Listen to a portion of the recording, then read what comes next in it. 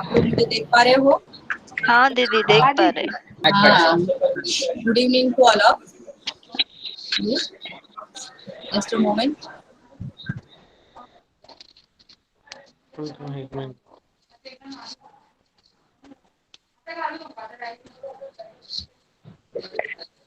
पप्पा जायडो ना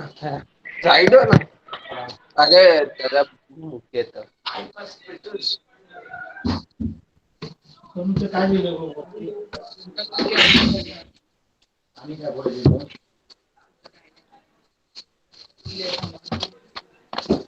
आला रे आला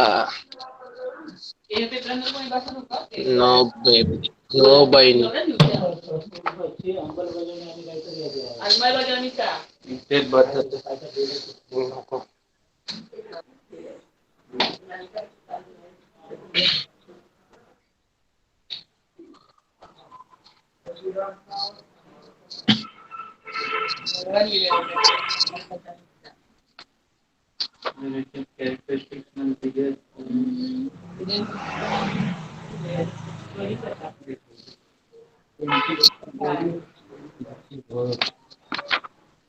लंकेत होण्याच्या विचार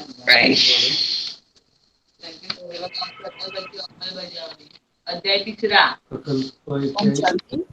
प्रगती योजना अंमलबजावणी बरोबर। ओम शांति। आप अपना माइक म्यूट कर दीजिए। हाँ केलं। आज जो हम लेक्चर जिस विषय पर अभ्यास करने वाले हैं इसके बारे में अभी हम थोड़ा विस्तार पूर्वक सुनेंगे। लास्ट लेक्चर में हमने देखा कि किस तरह से परमात्मा कौन है, बोलू नका तुम उसके बारे में क्या राय है, ये आज हम इस लेसन में देखेंगे। लास्ट लेसन में परमात्मा का स्वरूप यानी परमात्मा कौन है इसके बारे में हमने अभ्यास किया हुआ था। आप सभी के मन में निश्चित रूप से ये प्रश्न आता होगा कि ईश्वर कौन है।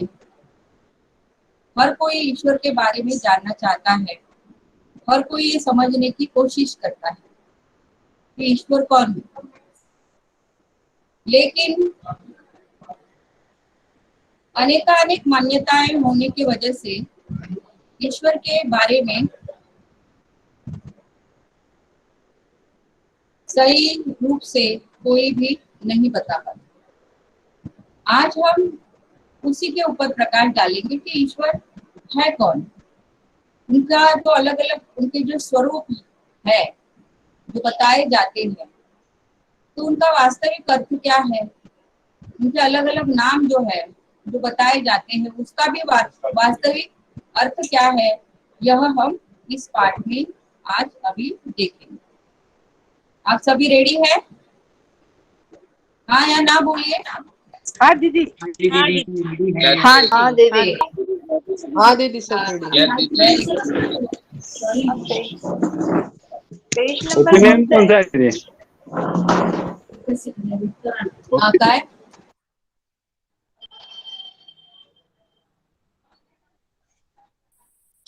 ओपिनियन कौन सा है?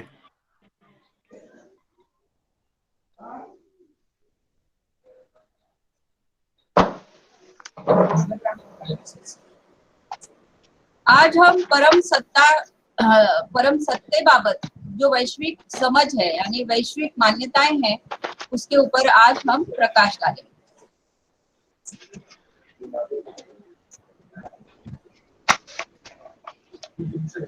हर धर्म में परमात्मा को प्रकाश स्वरूप में देखा गया है, यानी उनकी प्रतिमा, उनकी आकृति या जो भी स्मारक उनके बनाए जाते हैं वो अनेकानेक नामों से होते हैं।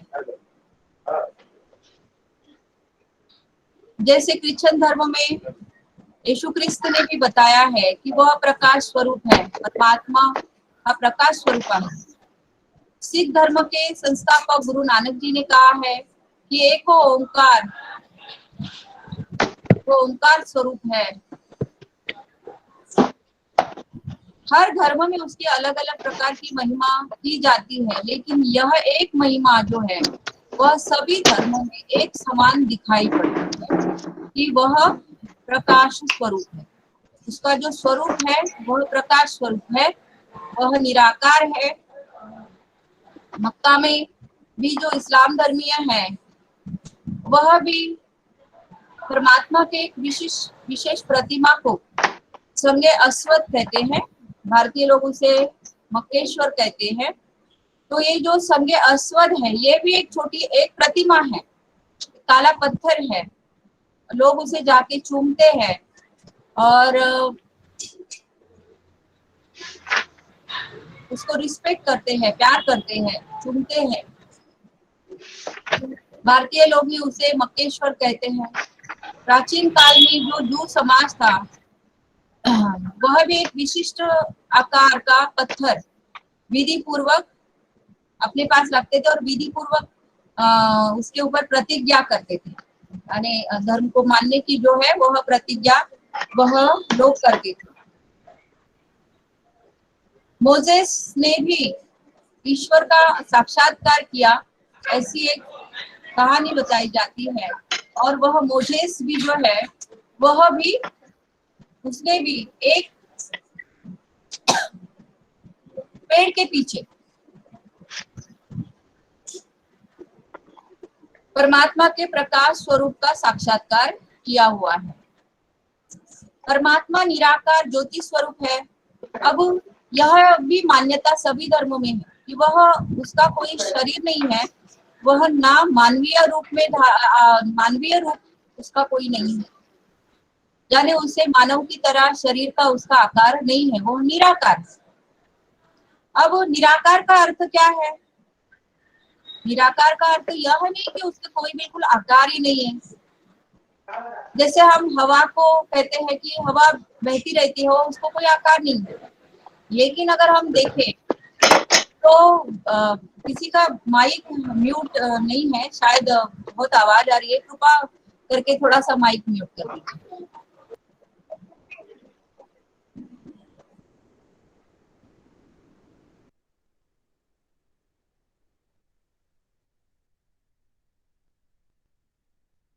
तो परमात्मा निराकार है, ज्योति स्वरूप है।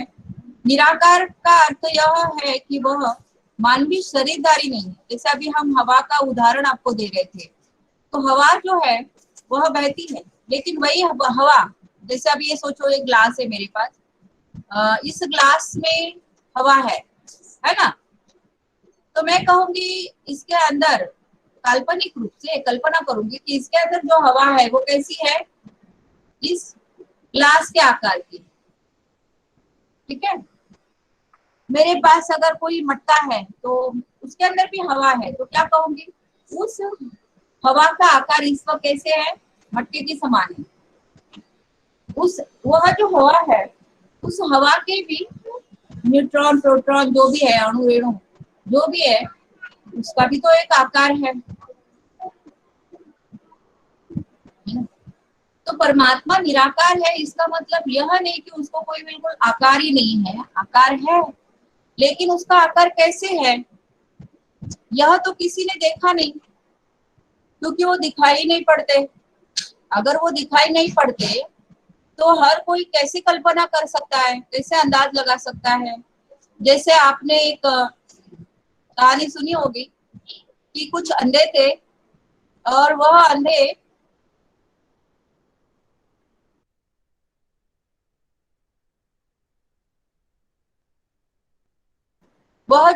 थे वह एक हाथी के पास जाते हैं। अब हाथी उन्होंने देखा नहीं है, तो जो भी था व्यक्ति, कोई उसके पैर के पास खड़ा था, कोई उसके जो गंडस्थल होता है ना वहां पे जाके बैठा हुआ था, कोई उसके पूंछ के पास था, कोई उसके सूंड के पास था। तो हर एक ने अपना अपना मत बता दिया। तो मान्यताएं जो है ना वो अपने अपने मत के अनुसार है, उसको देखा नहीं है किसी ने। तो फिर क्यों ये मान्यता है कि परमात्मा ज्योति स्वरूप है, जो एक यूनिक मान्यता है जो सभी धर्मों में है।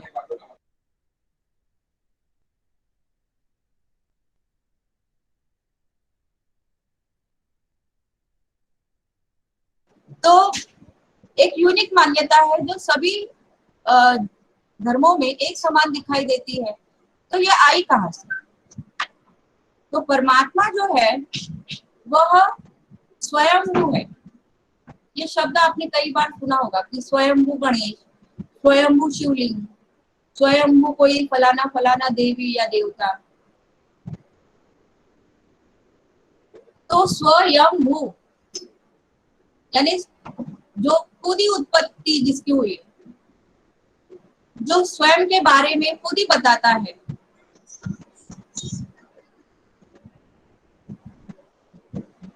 तो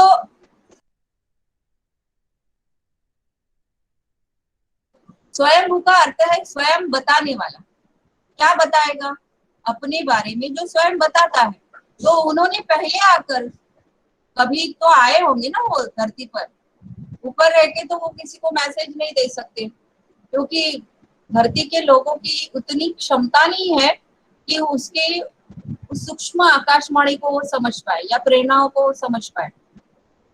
कई लोगों को साक्षात्कार भी हुए, जैसे मोजेस का भी बताया या जीसस का बताया।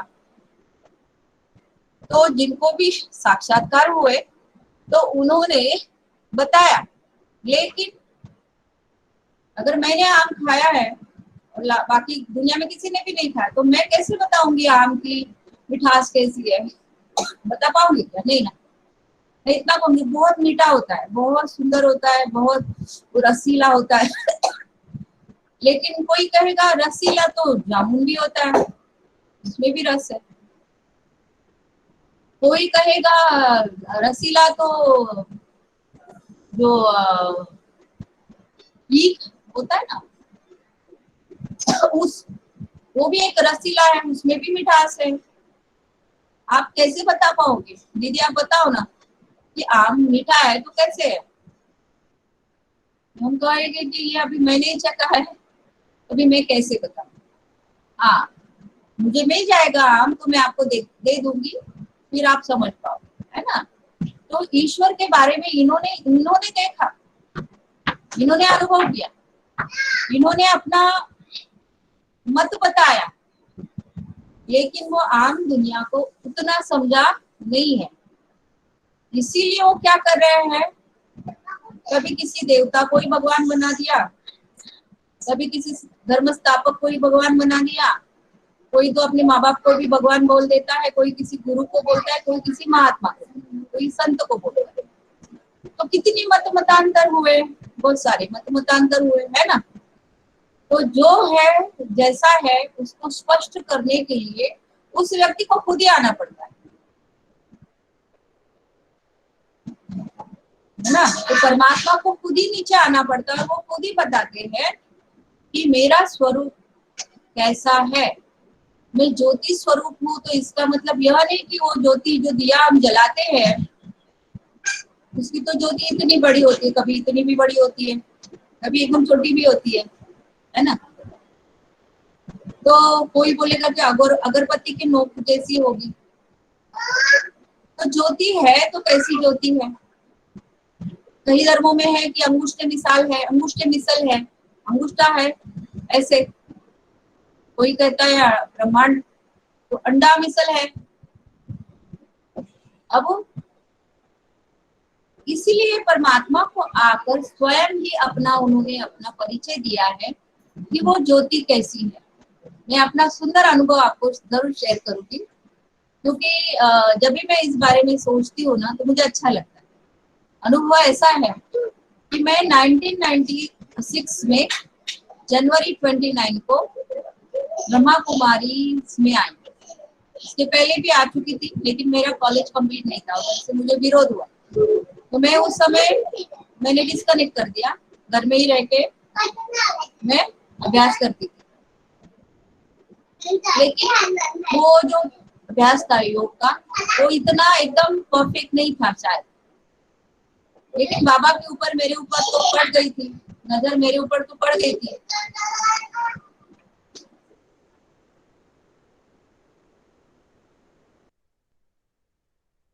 ईश्वर की नजर मेरे ऊपर तो पड़ी हुई थी ना। तो मैं हमेशा सोचती थी कि कैसे होंगे भगवान, है ना। कोर्स किया था लेकिन बहुत वो यंग एज में, जैसे 11वीं 12वीं में होता है ना, 11वीं 12वीं की उम्र में कितनी समझ होती है, तो उतनी ही मेरी मेन समझ थी और उतना ही मेरा ये था, कनेक्शन था। लेकिन भक्ति तब थी तो कंप्लीट कर रही थी जैसे। तो सोचिए 1996 29 जनवरी को मैंने इस ज्ञान में फिर से मैं आई, रेगुलर हो गई और मैं कुमारी थी, सेंटर पे रहने लगी, तुरंत आश्रम में हमारे रहने लगी। लगन बहुत थी ना, विरोध भी था, फिर भी मैं सेंटर पे रहने और जॉब भी कर रही थी, टीचिंग का। गवर्नमेंट था जॉब, प्रिंसिपल बनने का बोला गया था, क्योंकि मैं ज्यादा एजुकेटेड थी उन लोगों में, तो कहा गया था कि आपको ही बनाना। स्कूल नया था, फिर भी गवर्नमेंट कैडेट स्कूल। लेकिन मेरे में इतनी लगन थी ना कि मुझे वो सब अच्छा नहीं लगता था कि मैं जाके बाहर की दुनिया में जाके जॉब करूं। मैंने जॉब छोड़ दिया और मैं माउंट आबू चली गई सेवा के लिए 96। बिल्कुल नहीं थी ना, नयों को क्या होता है ना, एक जिज्ञासा होती है ज्ञान के बारे में, योग के बारे में, सेवाओं के बारे में एक जिज्ञासा होती है, दीदी दादियों के बारे में, यज्ञ के इतिहास के बारे में सब पढ़ते हैं, सुनते रहते हैं। जितना भी साहित्य मिलता था वो पढ़ते थे, अभ्यास करते थे। लेकिन बाबा दिखता कैसा है, शिव बाबा परमात्मा शिव कैसे दिखते हैं, इसके बारे में हर किसी के मन में ये ज्योति स्वरूप है मान लिया, समझ लिया। लेकिन दिखता कैसे है, तो मैंने एक जिद पकड़ ली। एक दिन पूरे दिन भर, सूरज भाई का क्लास सुना था, पूरे दिन भर मैंने भगवान के पीछे तुम न लाओ तो ना, ऐसे मैंने उनको बार बार कहा कि आप कैसे दिखते हो, मैं ये देखना चाहती हूँ। अब वो रात मैं सो गई, सेवा करके हम आए थे, गाइड की सेवा थी, ध्यान से सो गई। सोने के बाद बराबर 2 बजे मुझे जैसे भगवान ने उठाया, जैसे उठाया, उठ के बैठ गई, उठा दिया और सब सोए हुए थे कमरे में और मेरी नींद खुली भी नहीं थी ठीक से। और फिर मुझे साक्षात्कार हो गया। फिर जैसे कुछ क्षणों के लिए ट्रांस एक अवस्था होती है साक्षात्कार की, उसमें चली गई और फिर परमात्मा का एक साक्षात्कार मैंने किया कि कैसे दिखते हैं, ज्योति है, लेकिन वो ज्योति कैसी है और कैसे पूरे वो वलय उनसे गोलाकार पूरे ब्रह्मांड में फैल रहे हैं वो लहरें। और वो देखने के बाद कुछ क्षणों के लिए मैं स्तंभित हुई, क्योंकि वो क्षणों का साक्षात्कार था, मिनटों का भी नहीं। मैं स्तंभित ही हो गई, मैं समझने की कोशिश कर रही थी, हाँ ये ईश्वर का स्वरूप है और वो मुझे दिखा रहे, क्योंकि मैंने उनसे पूछा था तो उन्होंने मुझे ये जवाब दे दिया। मुझे बहुत खुशी हुई। और फिर मैं सो भी गई, क्योंकि 2 बजे उठी थी ना, तो मेरा नींद कंप्लीट नहीं हुआ था, तो मैं सो गई। लेकिन मुझे वो अनुभव जो था ना, वो अच्छा था और आज भी याद आता है कि कैसे ईश्वर जो है वो प्रकाश स्वरूप है। तो हर धर्म में उनके लिए जो प्रकाश स्वरूप की जो व्याख्या की गई है वो कहे तो सही है, लेकिन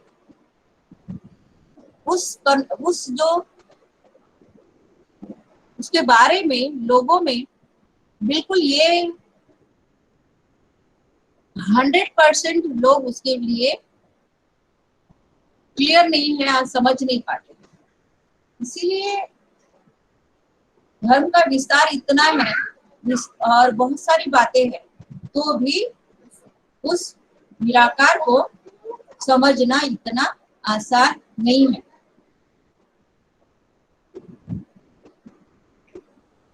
शिव परमात्मा जो है उनकी कोई खुद की शरीर नहीं, उनका खुद का कोई शरीर नहीं है। वो एक एनर्जी है संपूर्ण 100% पॉजिटिव एनर्जी है, संपूर्ण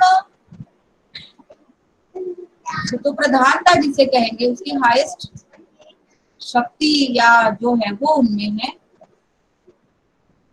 वो जन्म पुनर्जन्म के चक्र में नहीं आते।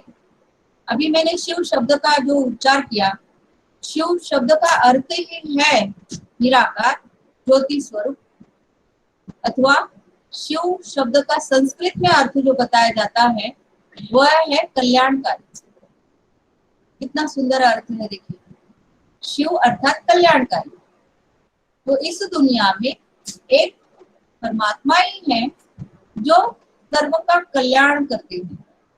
कोई मनुष्य किसी का भी कल्याण नहीं कर सकता, कल्याण की राह बता सकता है, लेकिन परमात्मा जो है उसको टच करते ही आत्मा के अंदर इतनी पवित्रता की लहरें आने लगती है, इतनी शक्तियां आने लगती है, पॉजिटिविटी आने लगती है कि उसका कल्याण ही हो जाता है।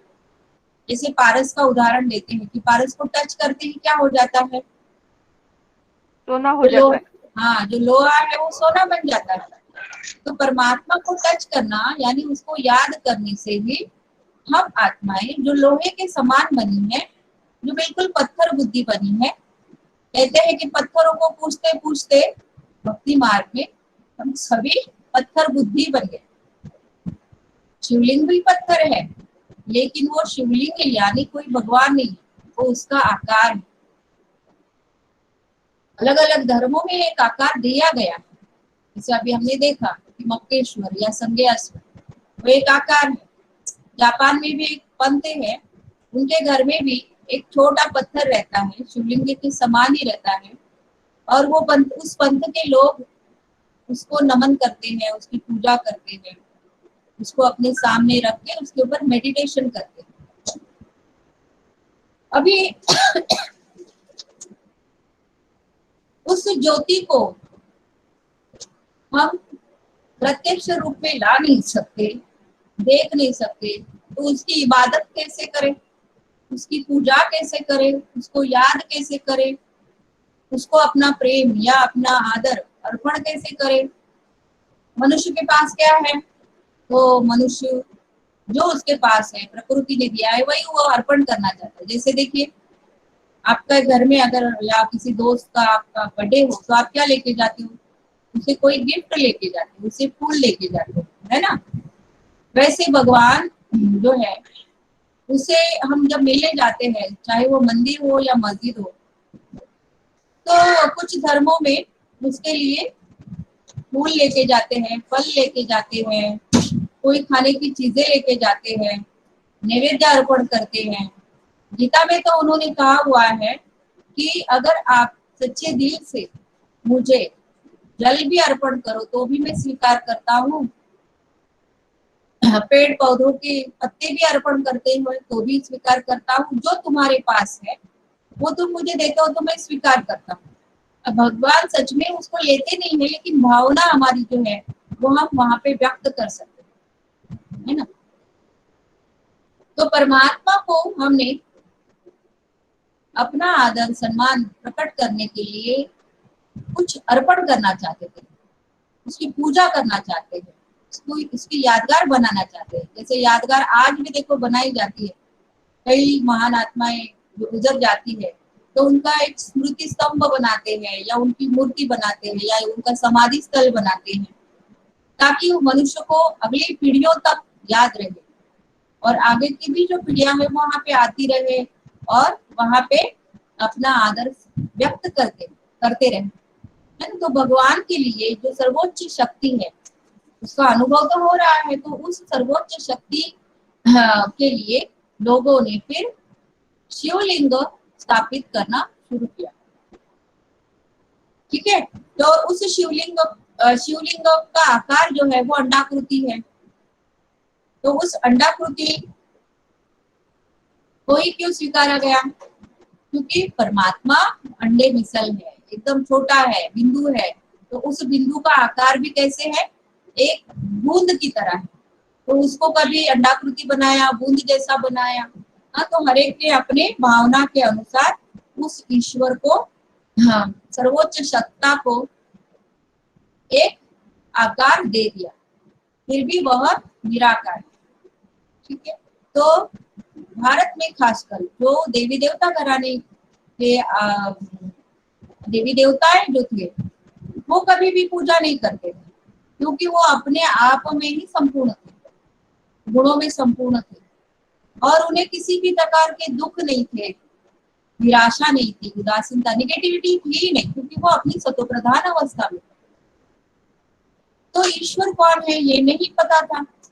फिर सतयुग त्रेता द्वापर जब आया तो वही देवी देवता है, जन्म पुनर्जन्म लेते लेते जिस शरीर में वो रहते थे उसी शरीर को वो मैं हूँ ऐसा मानने लगे। जब पहले ऐसे में स्वाभाविक रूप से स्मृति थी कि मैं आत्मा हूँ, वही स्मृति विस्मृति में बदल गई, और जिस शरीर का वो आधार ले रहे थे उसी शरीर को उन्होंने क्या समझा कि ये शरीर ही मैं हूँ।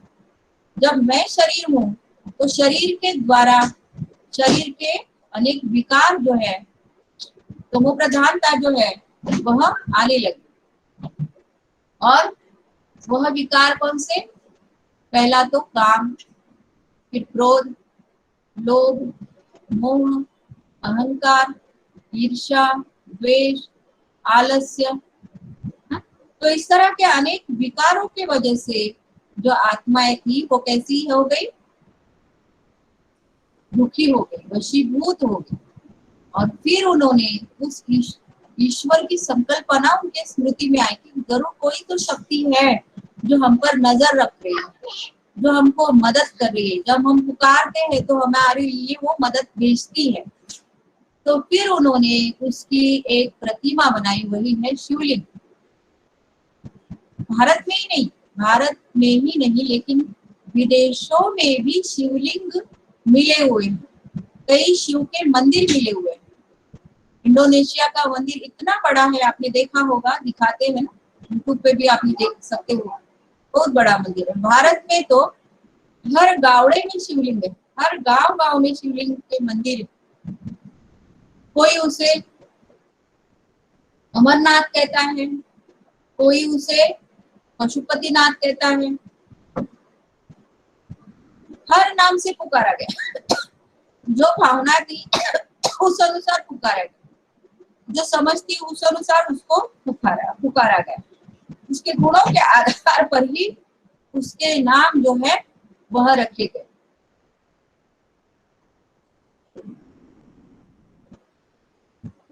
अब परमात्मा कभी भी जन्म मृत्यु सुख दुख के चक्र में नहीं आता। मनुष्य आता है, सुख दुख भोगता है, परमात्मा कभी भी जन्म पुनर्जन्म के चक्र में नहीं आते।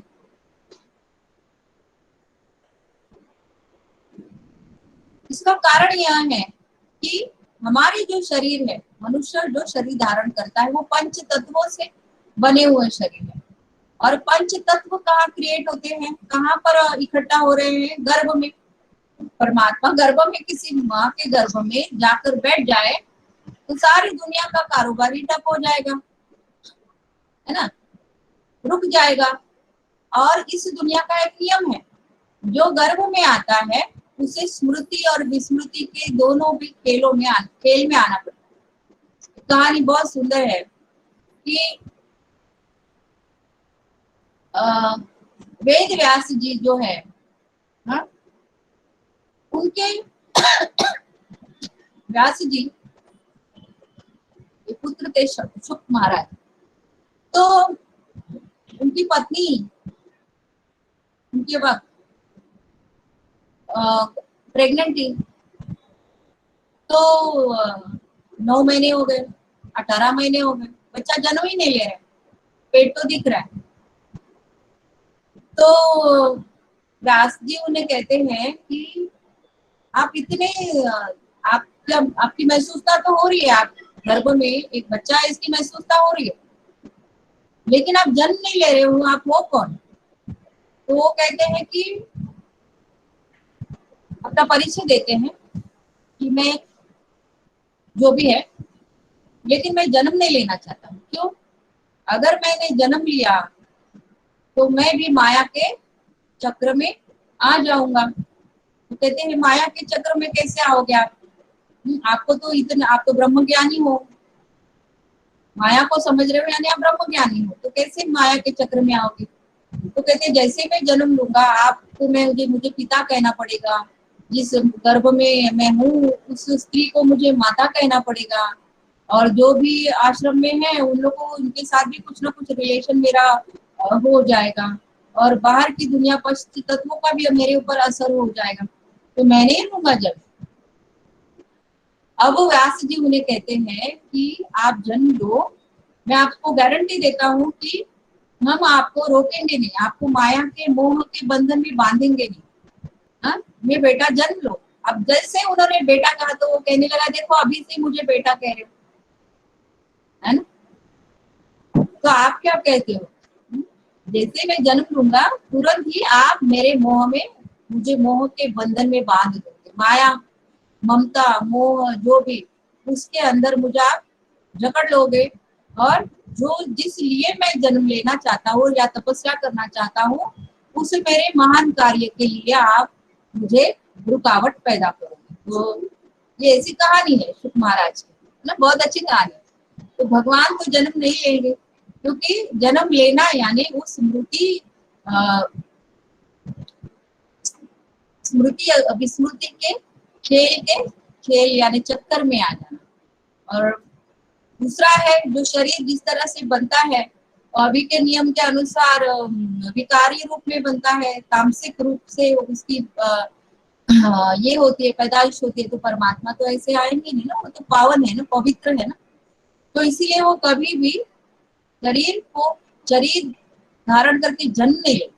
हाँ, उन्होंने इस दुनिया में ज्ञान का प्रसार करने के लिए, सत्य ज्ञान समझाने के लिए ब्रह्मा के तन का आधार जरूरी है, और तन का आधार लिया। जैसे देखिए कि आपकी बाजू में अगर कोई आत्मा है खड़ी और वो आपसे कुछ कहना चाहती है, तो कैसे कहेगी? वो आपको फोन पे के द्वारा कहेगी क्या कि मुझे आपसे बात करनी है?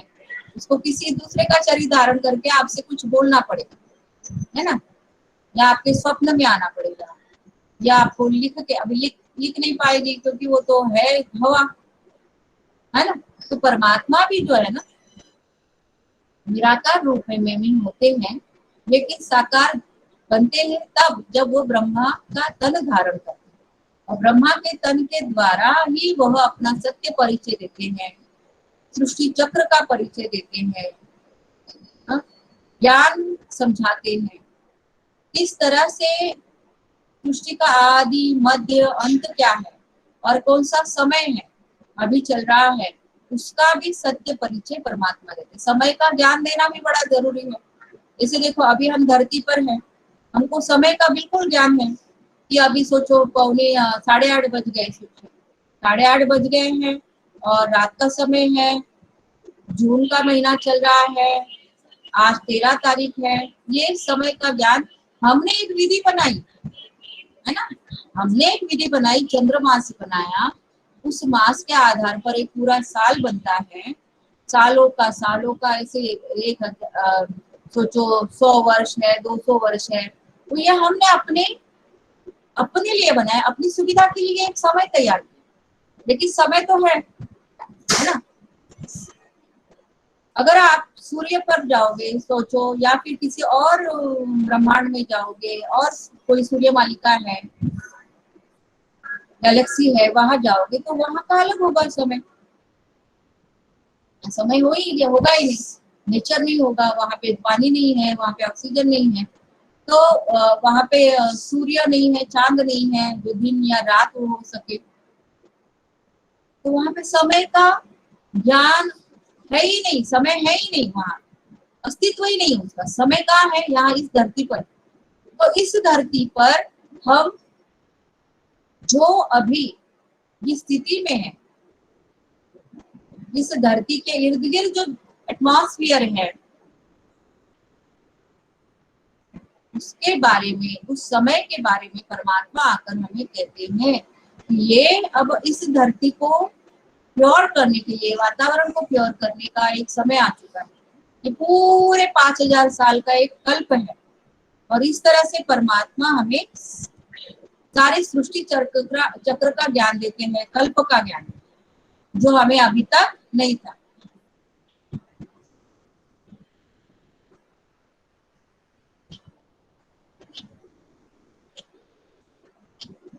क्या परमात्मा के बारे में जो मान्यताएं हैं, उसमें एक मान्यता है कि परमात्मा जो है वो हर जगह पर मौजूद है, सर्वत्र है। तो परमात्मा सर्व ठिकानी आहे तो नहीं, परमात्मा सर्व जगह पर नहीं है। परमात्मा स्त्री या पुरुष है, नहीं, परमात्मा न तो स्त्री है न तो पुरुष है। स्त्री या पुरुष तब बनता है जब उसका देह होता है, उसको एक लिंग होता है ना।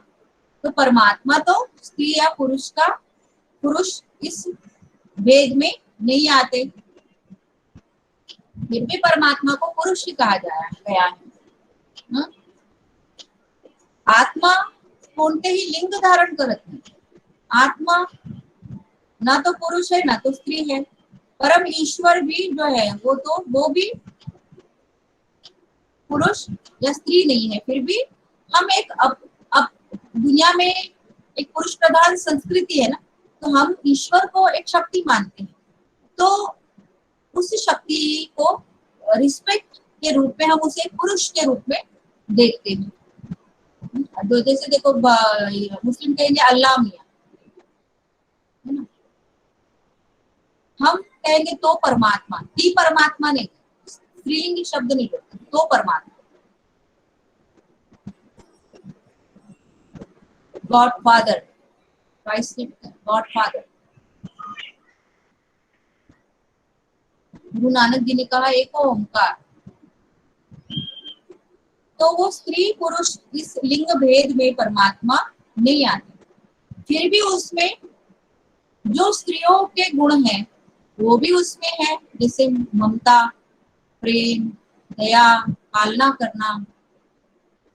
और पुरुष के गुण वो भी उसमें है, शक्ति, दृढ़ता, निर्भयता, ये भी गुण उसमें है। जो परमात्मा के गुण है वो हमारे में भी आते हैं, वही गुण सूक्ष्म रूप में, परसेंटेज वाइज। अगर हमारा स्वभाव बहुत दया वाला है, बहुत प्रेम वाला है, केयर करने वाला है, तो हम जो अंतिम जन्म जिस जन्म में हमने अंतिम समय है, उस समय जो हमारा स्वरूप है ना, उस अनुसार अगले जन्म में हम या तो स्त्री बनते हैं या पुरुष बनते हैं। काही म्हणतात ना माझ्यात पुरुषाचे गुण, तो शायद इस जन्म में स्त्री है लेकिन अगले जन्म में जाके पुरुष बनेगा। तो आत्माएं जो है वो जन्म पुनर्जन्म के चक्र में आके स्त्री या पुरुष, ये जो उसकी स्थिति है प्रकृति के अनुसार वो धारण करते, उस अनुसार उसके जेनेटिकली उसके अंदर वो शरीर धारण करने की एक सूक्ष्म जो मशीनरी है वो है। ठीक है, अब परमात्मा जो है उनका अवतरण होता है, वो मैंने अभी इसके बारे में थोड़ा सा आपको बताया। लेकिन यह अवतरण कौन से समय पे होता है? वह अवतरण होता है संगम युग। संगम युग कौन सा संगम? तो दो युगों का संगम, कलयुग का अंतिम समय और सत्य युग का आदि समय। ये थोड़ा सा ऐसा समय है जिस समय सभी मनुष्य आत्मा उसे पुकारते हैं और अति में जाता है कलयुग। तो उस समय परमात्मा स्वयं सृष्टि पर आकर श्रेष्ठ महान आत्मा का शरीर धारण करती है, जिसने पूरे 84 जन्म लिए हैं और जो श्री कृष्ण की आत्मा का शरीर है। श्री कृष्ण को हिंदुओं में नेक्स्ट टू गॉड बोला जाता है, क्योंकि वो है भी उतने गुणवान। तो उनके तन में आकर परमात्मा, उनका जो आखिरी तन है ब्रह्मा का है, दादा लखीराज उस शरीर का नाम था, तो उसके तन में आके उसे अपना परिचय देते हैं, उसका खुद का परिचय देते हैं, साक्षात्कार कराते हैं, उनके द्वारा अनेकों को साक्षात्कार कराते हैं। और फिर लोग जुड़ते गए और जुड़ते जाते गए। ये है संगम युग जो 100 साल का है। यह एक संधि काल है। हर संधि काल को महत्व है भारत में। सुबह शाम ये भी संधि काल है। हाँ? सूर्य अस्त होता है और चंद्र उदय हो रहा है, तो वो बिल्कुल अच्छा समय है, इसीलिए हम पूजा अर्चना करते हैं। प्रातः समय ब्रह्म मुहूर्त का समय, सूर्योदय हो रहा है, तो वो भी समय अच्छा माना जाता है। नदियों का संगम, नदियां जहाँ सागर को मिलती है वह संगम, तो संगम का महत्व है। इसलिए भारत में उस संगम को, उन जगहों को पवित्र तीर्थ बनाए गए। लोग वहां पे जाते हैं, तीर्थ स्नान करते हैं और सोचते हैं कि मैं पावन हूँ। अब सच में कोई वहां पे पावन तो नहीं, इतनी गंदगी है दुनिया में और इतना गंदा पानी है, प्रदूषित है, तो वो क्या पावन है? तो एक्चुअल में पावन बनना है यानी आत्मा का पावन बनना। तो संगम युग पर आकर ही शिव सभी आत्माओं को पावन करते हैं, उनको उनकी उन्नति करते हैं। ये जो पाठ है इसको थोड़ा सा आप अच्छी तरह से अभ्यास करना।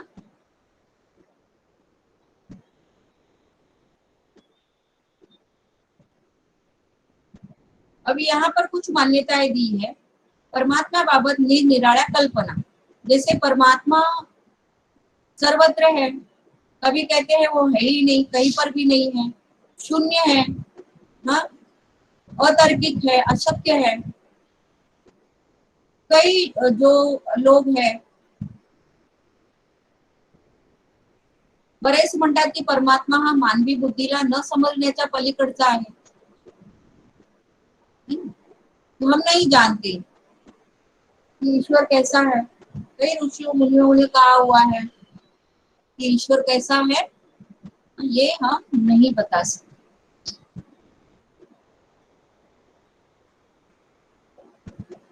थोड़ा सा आप लोग पढ़ लो।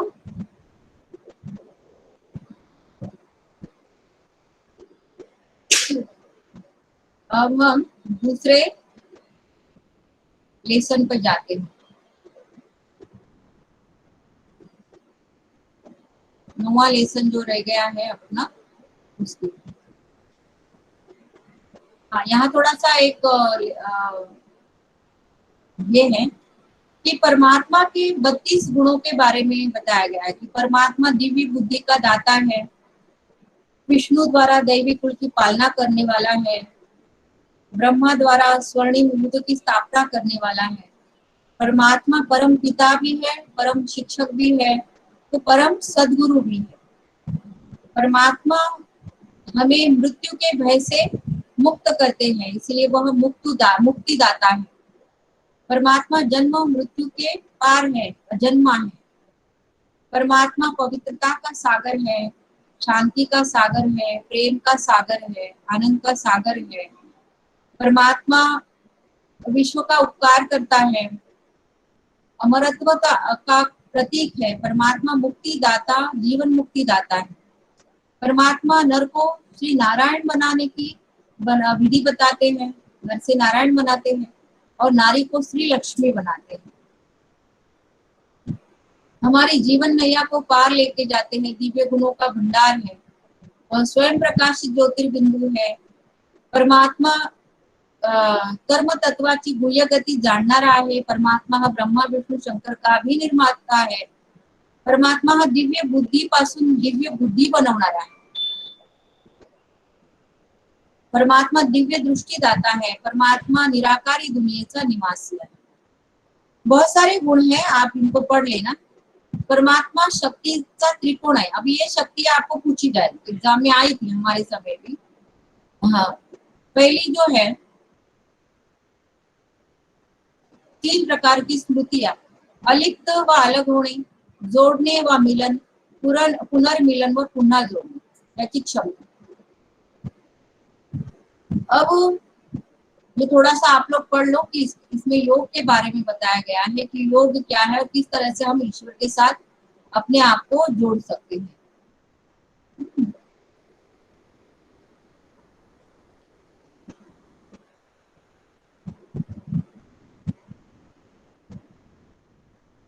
योग जो है परमात्मा के साथ बातें करना, यह भी योग है। उसको ज्योति रूप में देखते रहना मन बुद्धि के द्वारा, यह भी योग है। परमात्मा को अपने साथ रखना, यह भी योग है। तो योग का अर्थ है याद करना। जैसे हम कहते हैं ना योग हुआ, काय चांगला चांगला योगायोग है, तुमची कालच आठवण झाली। उसका वियोग हुआ, वियोग यानी दूर जाना और योग यानी नजदीक आना। तो परमात्मा के नजदीक जाने से आत्मा पावन बनती है, तो उसे ही योग कहते हैं। थोड़ा आप अभ्यास थोड़ा सा पढ़ लीजिए, समय कम है इसीलिए हम अभी हमारा जो आखिरी लेसन है 9वां लेसन मंगलकारी कल्याणकारी संगम युग, तो संगम युग के बारे में हम अभी आपसे थोड़ा सा उसके ऊपर थोड़ा सा प्रकाश डालेंगे। जैसे देखिए रात और दिन हम देख रहे हैं, तो अज्ञान की भी एक रात होती है। मनुष्य जब अज्ञान नींद में होता है तो कहेंगे उस समय को रात, और ज्ञान का दिन, जब मनुष्य को ज्ञान प्राप्त होता है उसे दिन कहा जाता है ना। तो अभी जो समय चल रहा है दुनिया का, यह है अज्ञान की रात। इस अज्ञान की रात में सारे मनुष्य स्मृति विस्मृति सुख दुख इच्छाएं तृष्णाएं और जो उसकी चीज है ही नहीं वही सब उसको उस चीज को वो अपना मान रहे। जैसे अभी हमने कहा वो हाथी का उदाहरण दिया, वो हाथी के बारे में तो नहीं समझ में आ रहा है, तो दुनिया के बारे में अपनी स्थिति के बारे में हमें समझ में नहीं आ रहा है ना।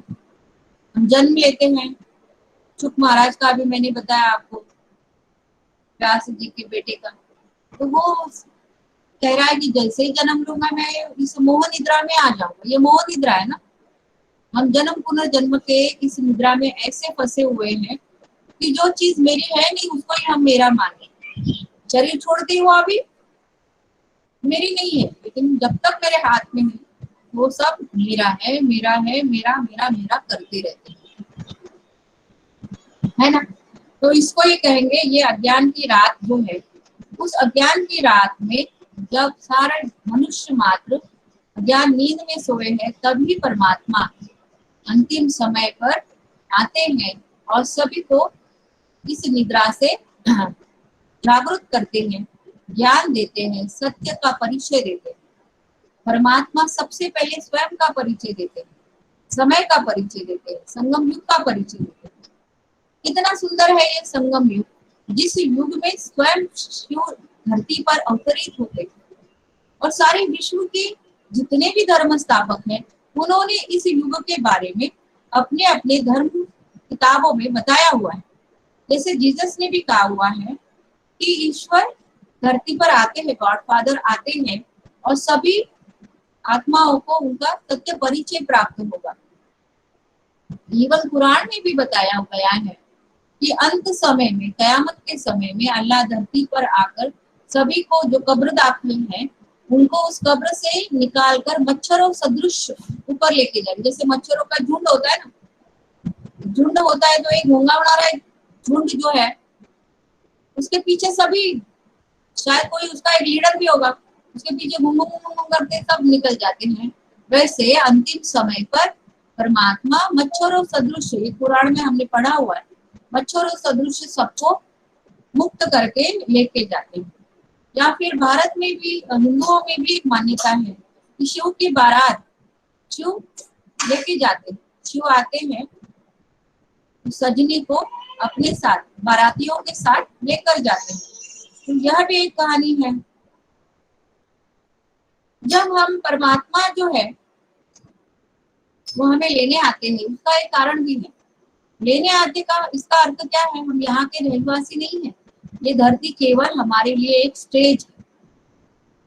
जैसे हम अगर कोई नाटक देखने जाते हैं तो नाटक में जो पार्टधारी है, एक्टर है, राम का कोई प्ले कर रहा है, रावण का कोई प्ले कर रहा है, दोनों एक्टिंग कर रहे हैं और एक्टिंग करते वक्त स्टेज पर वो एक दूसरे के विरोध में खड़े, हाथ में धनुष ताने हुए हैं, है ना, उनको पता है वो एक्टिंग कर रहे हैं।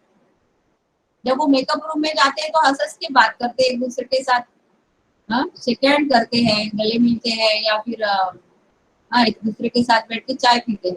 फिर से उनका जब उनकी एंट्री है, तब जाकर फिर से एक्टिंग करते हैं। अब घर निकलते ही हम क्या करेंगे, वैसा ही ड्रेस डाल के नहीं जाएंगे ना अपने घर। राम राम का ड्रेस डाल के नहीं जाएगा रास्ते पे से, फंसेंगे ना लोग उसे। और रावण भी अपना रावण जितने 10 चीज लगा के तो नहीं गुजरेगा। वो क्या करते हैं, पहले उस ड्रेस को चेंज करते हैं और अपने ओरिजिनल कपड़ों में आ जाते हैं या ओरिजिनल रूप में आ जाते हैं। मेकअप वगैरह धुलाई करेंगे नॉर्मल होकर, फिर अपने घर चले जाएंगे। तो जो स्टेज जैसे उनका घर नहीं है, जहाँ पे उन्होंने मेकअप किया वो भी उनका घर नहीं है, उनका घर कहीं और है। वैसे हम सभी आत्माओं का घर कोई कहीं और है। अब घर कहाँ है, तो हम कहते हैं ऊपर वाला। हम ऊपर से आए हैं, ऊपर जाना, ये तो सभी ने सुना। परलोक, ये शब्द भी सुना है ना, परलोक पे जाना। अब ये परलोक है कहाँ, तो कई लोग बोलते हैं कि ये ऐसी दुनिया है जहाँ पे स्वर्ग है, जहाँ पे नर्क है। अब ये स्वर्ग और नर्क कहीं नहीं है, स्वर्ग नर्क यहीं पे होता है। लेकिन परलोक जो है वो कहीं ऊपर है, इसलिए ऊपर की तरफ उंगली जाती है। कोई मरता है तो ऊपर देखते हैं, अल्लाह को याद करते हैं तो ऊपर देखते हैं, भगवान को याद करते हैं। तो ऊपर कहाँ है, अब तक तो हमें पता नहीं था। हम तो चांद तक गए, मंगल तक भी गए, है ना। अभी तक मंगल पे भी हम लोग भारतवासियों ने कोशिश की, चांद पर जाने की कोशिश की। मंगल पर अभी चाइना या फिर वो अमेरिका कोशिश करे, वहां पे जाके उन्होंने अपने रडार भेजे हैं, या फिर वहां पे इन्वेस्टिगेशन चल रहा है कि क्या वहां पे पानी है, क्या वहां पे जीव थे। हमारी आपली उडी फक्त कुंपणापर्यंत, सरड्याची उडी कुंपणापर्यंत, क्योंकि इतना साहित्य नहीं है, इतना पेट्रोल नहीं है जो हम और कहीं जाए, और इतना जीवन भी नहीं है इतनी गैलेक्सी दूर दूर तक खोज निकाले। शक्ति ही नहीं है मनुष्य में। वो है क्या चीज, एक चींटी के समान है। तो ब्रह्मांड की खोज करना इतना आसान नहीं है। यहाँ से बैठ के हम गैलेक्सी को देख सकते हैं, दूरबीन से देख सकते हैं, अनुमान लगा सकते हैं, रिसर्च के निरीक्षण लिख लिख के हम लोग अनुमान लगा सकते हैं, फोटोग्राफ से भी, लेकिन वहां तक पहुंच नहीं सकते। तो इसी शरीर के द्वारा नहीं, लेकिन इसके अंदर हम जो आत्मा है वो इतनी सूक्ष्म है और इतनी शक्तिशाली है कि यहाँ बैठे अगर वो अमेरिका जाना चाहे और वहां का देख के भी आना चाहे तो भी देख सकते। आपको याद होगा 1996-97 में अमेरिका ने मंगलयान भेजा था, पाथफाइंडर। मुझे वो याद है, तो मंगल पर वो जब वो यान जाने वाला था तो अपने भारत में पूना में एक योगी थे, उनका नाम याद नहीं आ रहा है मुझे। वो योगी जो है ना, उन्होंने भी डिक्लेयर कर दिया कि इस पाथफाइंडर यान के साथ मैं भी ऊपर जाऊंगा और वहां की बातें देख के आऊंगा। अब शरीर के साथ तो नहीं जा सकते ना, तो सूक्ष्म रूप में वो वहां गए थे और उन्होंने उनकी जो बातें कथन जो भी था, तो नासा ने उसके ऊपर भी रिसर्च किया, सच में ये योगी सच बोल रहा है या नहीं। तो बिल्कुल हूबहू उन्होंने जो वर्णन किया था वो बिल्कुल सही था। तो सूक्ष्म में आत्मा कहीं पर भी जा सकती। तो ऊपर वाला यानी परम धाम जो है, ऊपर जो स्थान है वो है परम धाम। हम आत्माएं उस स्थान से इस धरती पर आए हुए हैं। तो परमात्मा आकर हमें उस अपने घर का रास्ता भी बताता है, जो हम रास्ता भूल चुके थे। वो पतित पावन है, इसलिए पहले तो पावन बनाता है, क्योंकि वो स्थान जो है ना बिल्कुल पावन है, वहां गंदी आत्मा तो जा नहीं सकती। क्योंकि आत्माओं में इतनी तृष्णा है, इतनी ईर्ष्या है, इतना जेलसी है, दुख है और सब कुछ निगेटिविटी भरी हुई है। तो वो अनप्योर आत्मा जो है वो ऊपर उड़ नहीं सकती। जैसे किसी के गले में अगर पत्थर बांध दिया जाए और उसे बोला जाए उड़ो, पंछी के गले में एक पत्थर बांधा इतना सा, और तो उड़ो, उड़ेगा क्या? वो नहीं उड़ेगा ना। हमारे भी गले में हमने पाप पुण्य और जो भी है देह का भान, इसका एक ओरा तैयार करके रखा है। वजन बढ़ गया आत्मा का, इसलिए वो हल्की नहीं है, उड़ती ही नहीं है। तो जब तक उसे प्योर नहीं किया जाए, स्वच्छ नहीं किया जाए, जैसे ये सफेद कपड़ा है, उसको बार बार अगर कुछ लग गया था तो उसे धुलाई करना पड़ता है, बार बार घसना पड़ता है।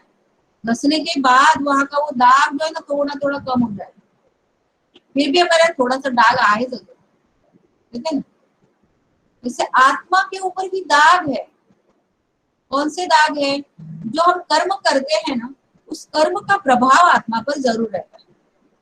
वो सूक्ष्म है, हमारे सूक्ष्म मन में, हमारे सबकॉन्शियस माइंड में वो बैठा हुआ है। इसलिए वो गाना है ना, तोरा मन दर्पण कहलाए, तोरा मन दर्पण कहलाए, भले बुरे सारे कर्मों को देखे और दिखाए, तोरा मन दर्पण कहलाए, तोरा मन दर्पण कहलाए। यानी हमारा मन जो है ना दर्पण की समान है। उसके ऊपर जो धूल मिट्टी जो भी बैठी है ना, जब तक साफ नहीं करेंगे तब तक ये रूप जो है हम देख नहीं पाएंगे। तो जब तक प्योर नहीं होते तब तक हम ऊपर उस घर में जा नहीं सकते। इसीलिए संगम युग में आके परमात्मा हमें क्या कहते हैं? पावन बनाने का रास्ता हमें बताते हैं। और इसीलिए इस समय को परिवर्तन का काल कहते हैं। यह हीरे तुल्य है, समय चल रहा है। हीरे तुल्य यानी आत्माएं जो पत्थर जैसी बनी हुई है, वह अपने आप को उस परमात्मा के साथ कनेक्ट कर करके उसे प्योर बना सकती है। और जो आत्मा ज्योति तो काली बन गई है, वो हीरे समान चमक सकती है। हीरे समान, हीरे को जैसे हम पैलू पाडतो ना, तसे ते पैलू पाडण्याचं काम आपल्या हातात आहे। स्वतःला गुणवान बनवणं ते आपल्या हातात आहे। कल्याणकारी समय चल रहा है।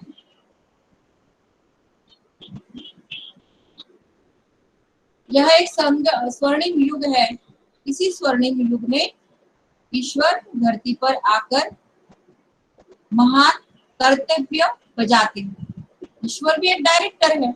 जैसे देखो पिक्चर का क्लाइमैक्स होता है, तो क्लाइमैक्स में हीरो भी होगा, हीरोइन भी होगी, विलन भी होगा, हीरो हीरोइन के माता पिता भी होंगे, बहुत घमासान युद्ध भी होगा, फाइटिंग भी होगी, और पुलिस भी आएंगे और विलन को पकड़ के लेके जाएंगे, और हीरो हीरोइन खुश होके शादी करके हाँ नया जीवन शुरू करेंगे। ऐसी कहानी बताते हैं फिल्मों में। तो हमारे इस सारे सृष्टि चक्र में भी अभी क्लाइमैक्स चल रहा है, घमासान होगा। अभी तो हम देख रहे हैं ना, घमासान ही चल रहा है, थोड़ा थोड़ा थोड़ा उसका भी रिहर्सल है। हाँ, कोरोना का ये जो काल है, क्या चल रहा है? अंतिम समय प्यूरिफिकेशन चल रहा है। दुख है, अशांति है, लोग पुकार रहे हैं भगवान को।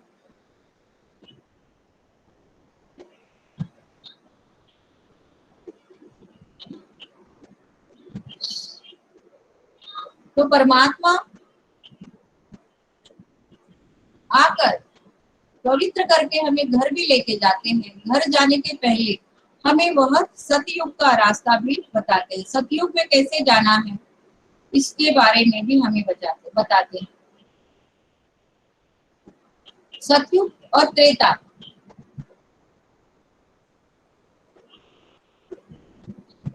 सतयुग उसको स्वर्ण युग कहेंगे, त्रेता युग जो है उसको रजत युग कहेंगे, द्वापर युग जो है उसको ताम्र युग कहेंगे, और कलयुग जो है उसको हम क्या कहेंगे? लोह युग कहेंगे। इसीलिए दुनिया में अश्म युग के बारे में अभी तक रिसर्च चल रहा है। लोगों की जो हिस्ट्री है वो पत्थर की जो लहरें हैं उसके ऊपर वो चेक करते हैं कि कितना कार्बन कोटिंग है, या पेड़ कलर कितना कार्बन कोटिंग है, तो कितने साल पुराना है। तो उनकी जो हिस्ट्री है वो इस तरह से है।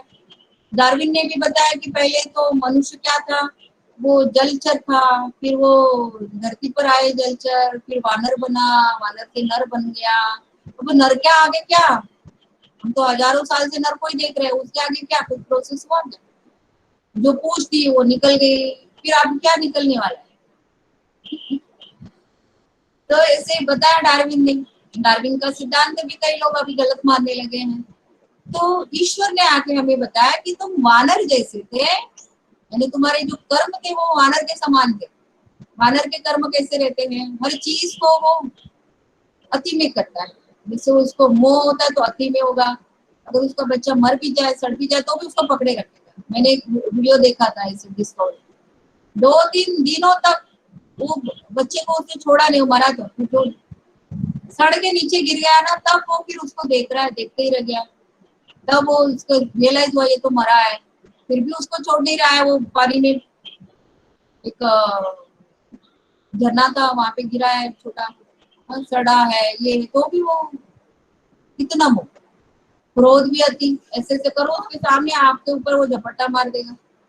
लोभ भी अति, आपके हाथ में कोई चीज हो गई छीन लेगा। तो ये जो विकार है हमें भी है ना, मानव में भी है, काम अति, क्रोध अति, लोभ अति, मोह भी अति। हाँ, हर प्रकार के अति।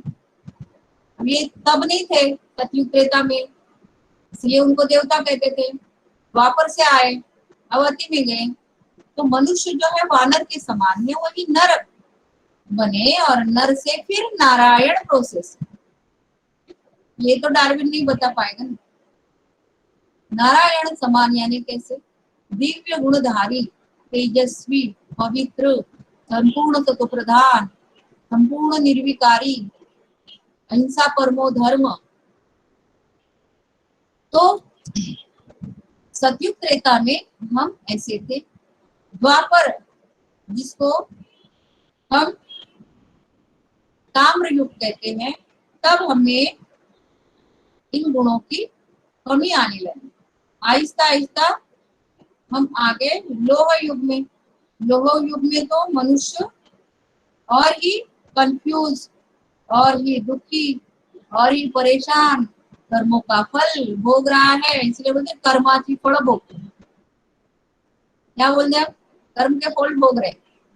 जो हमने किया वही हमारे सामने आता है। बीमारी, हम सोचते बीमारी कैसे आई, कहाँ से आई, मैंने तो कुछ नहीं किया, मैं तो बाहर भी नहीं गया था, फिर कोरोना कैसे आया मुझे लगा। तो हमारे कर्म एनर्जी के रूप में रहते हैं हमारे साथ, और आत्मा की जैसी जैसी स्थिति होती है उस अनुसार वो कर्म भोगने पड़ते हैं। तो लोह युग में इस तरह से कर्म भोग बढ़ जाता है, आत्माएं दुखी होती है, ज्ञान नींद में सो जाती है, और फिर वो चाहती है कि फिर से परमात्मा आए और उन्हें इस दुख से मुक्ति दे, छुड़ाए, पावन बनाए। और ये कहते ना, आता देवा मला घेऊन चल, बस झालं, खूप खूप सहन केलं, सहन किया है ना, तो फिर छुड़ाने के लिए वो बुलाता है। किसको बुलाएगा, सर्जन को, डॉक्टर को नहीं बुलाएगा, सर्जन ही आएगा जो उस बीमारी से उसे मुक्ति दिलाएगा, उसको ऑपरेशन करेगा, हाँ, उसको ठीक करेगा, उसे ठीक से दवाई देगा, उसे रास्ता बताएगा। तो वो सर्जन, रूहानी सर्जन कौन है, परमात्मा है, और उसके पास ही अथॉरिटी है, बाकी किसी के पास अथॉरिटी नहीं है। अब कोई गुरु, याद रखिए, कोई गुरु, कोई संत महात्मा, बाबा, इवन धर्मस्थापक भी हमको मुक्ति नहीं दिला सकते। अब एक हाईएस्ट अथॉरिटी जो शिव, जिसे अल्लाह, जिसे गॉड कहते हैं, वही आकर हमें इन दुखों से मुक्ति दिला सकते हैं। इसलिए उसे मुक्तिदाता कहा। उनके कर्तव्य का यही समय है, जो कर्तव्य बजाते हैं उसके आधार पर ही पूरे 5000 युगों तक उनका गायन चलता है, उसके आधार पर ही उनके नामकरण होते है ना। तो इस तरह से परमात्मा के बारे में अभी हमने देखा और ये दोनों भी पाठ आज यहाँ पे खत्म हुए। पूरे 9 पाठ आपको है, अलग अलग धर्मों का अभ्यास है। मैं आशा करती हूँ कि आप सभी धर्मों को अच्छी तरह से समझिए, हर धर्म का रिस्पेक्ट करना, किसी धर्म के बारे में कभी उल्टा सुल्टा नहीं बोलना, क्योंकि ये गलत बात है। ये धर्म जो है ना, परमात्मा ने ही अलग अलग स्थानों पर अपने अपने धर्म स्थापकों के द्वारा स्थापित किए हुए, तो मानने वाले, फॉलो करने वाले कैसे भी हो, हम भी कहा इतने अच्छे, हम भी तो गलतियां करते हैं ना। किसी के ऊपर उंगली नहीं करना, ताकि ये जो बाकी की उंगलियां तो हमारे पास रहती है ना, इसीलिए किसी धर्म के बारे में हमें डिसरिगार्ड नहीं करना है, हर धर्म का अभ्यास करना है, उसका रिस्पेक्ट करना है, उसके धर्म स्थापकों का उनके रिस्पेक्ट करना है। यही सहिष्णुता हमारे भारत में हमने हजारों सालों से इस सहिष्णुता का अभ्यास उसको संजोया है ना। अब अंतिम समय में भी बाबा आया है, भगवान आए हुए हैं और हमें पावन बना के लेके जाएंगे।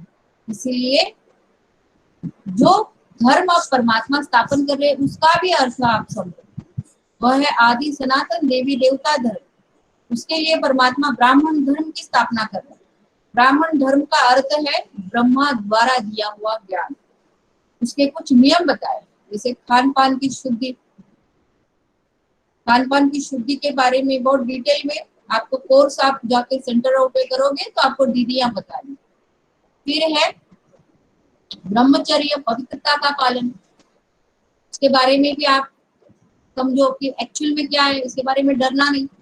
मन की और तन की पवित्रता के द्वारा ही हम ईश्वर के नजदीक जा सकते हैं, वरना वो उच्च है और हम नीचे हैं, वो पावन है हम पतित है।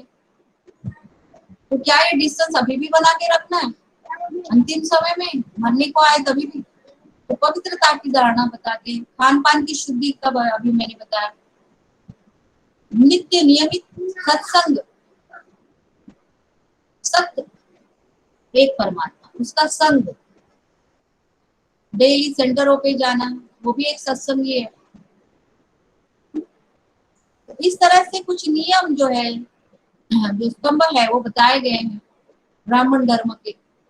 राजयोग मेडिटेशन के बारे में थोड़ा सा आप इसको डिटेल में जो दीदी अभी आपको, ये जो आपके जो लेसन्स है उसमें जो छठा किताब है, उसमें उस छठी किताब में आपको राजयोग के बारे में, कैसे गुणों को धारण करना है, कैसे राजयोग करना है, कैसे मेडिटेशन करना है, कैसे ईश्वर के साथ हमें संवाद प्रस्थापित करना है, कैसे बातें करनी है, कैसे उनके संग का अनुभव करना है, ज्योत के द्वारा कैसे कनेक्ट करना है, सारी बातें आपको डिटेल में बताई हुई है। आप दिल से मन लगा के पढ़ाई करें। अच्छा, ओम शांति। Thank you. कुछ प्रश्न पूछने हैं आपको?